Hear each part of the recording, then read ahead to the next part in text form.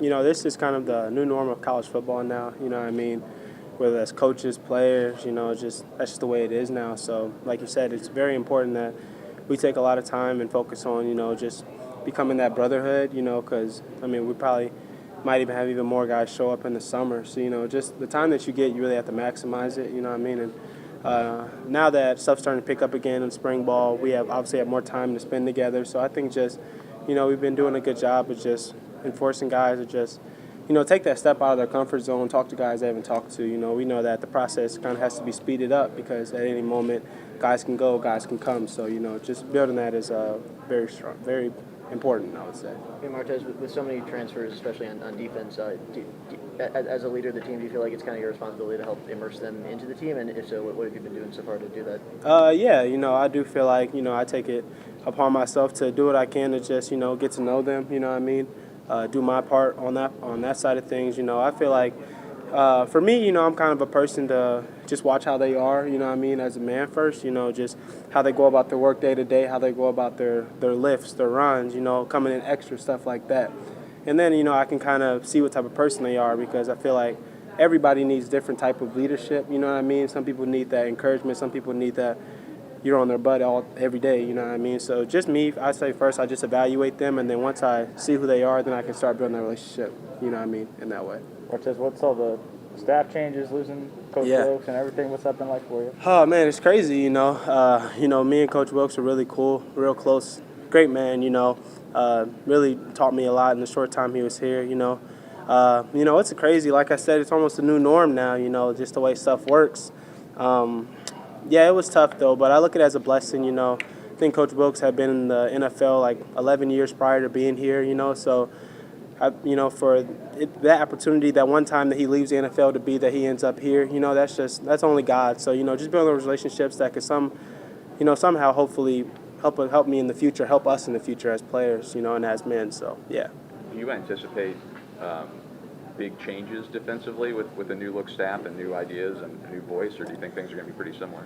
I'm kind of just waiting to see. You know what I mean? I hope things are similar. Because I feel like they're at the end. We are really starting to pick up our momentum on the defensive side of the ball. Finally get calls in the plays and just playing together. Underneath us. So I think that I really hope that things stay the same or similar, you know what I mean? Of course, you can't keep the exact same. But, if it does happen where we get to bring a new guy in and he's running a completely new system, this would be my third DC in 3 years. So, I'm down for the ride and, I'm ready to learn and, I'm always open to stay green and just stay open to new ideas and new people. So, yeah.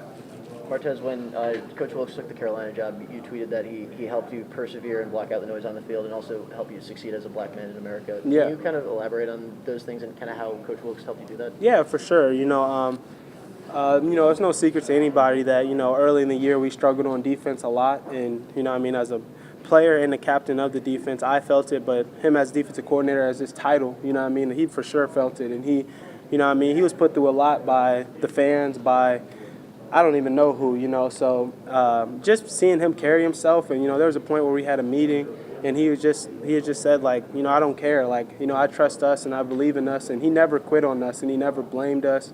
All he did was motivate us and tell us that we could do it, and I feel like there at the end we really started to play for him, and play for his job security and just play for him in general, We really, the entire defense really cherished him and loved him, so. We're really happy for him that he's in Carolina, He's from there, you know what I'm saying? So it's really great for him, and we're just happy to see him succeed.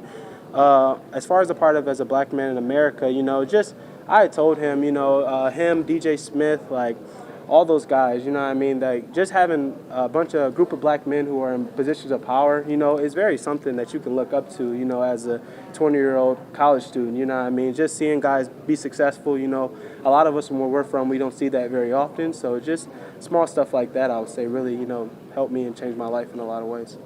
Martez, you got one of your best friends, Nate Pete, back on the team. Yeah. What's that like so far? Man, it's been awesome, just to be able to work out with him.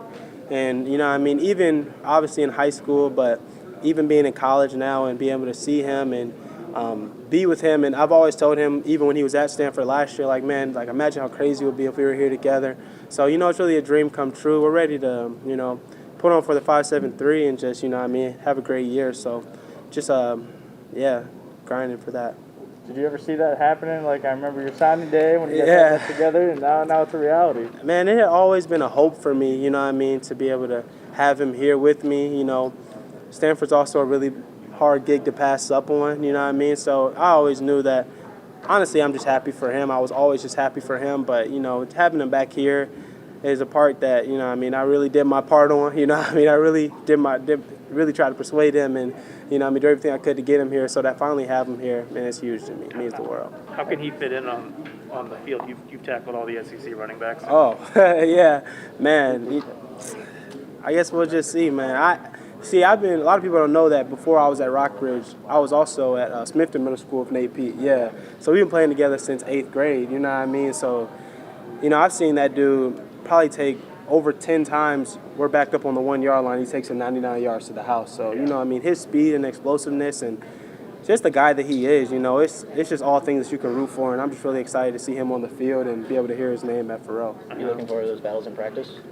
Yeah, I am looking forward to those battles in practice. You know, it's been a while since I've had to tackle him, you know, probably since middle school or high school. So it should definitely be a lot of fun. I'm kind of happy.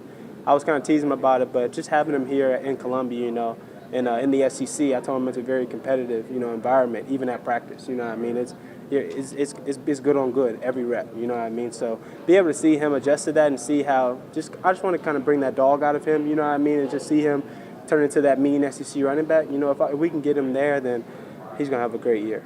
Martez, can you tell us a little about it's your elbow, correct? Yeah, my elbow. So actually, the third game of the season, I was on a block, and the running back was coming towards me, so I couldn't get off the block. So I put the defender in the gap. Running back ran clean into my elbow.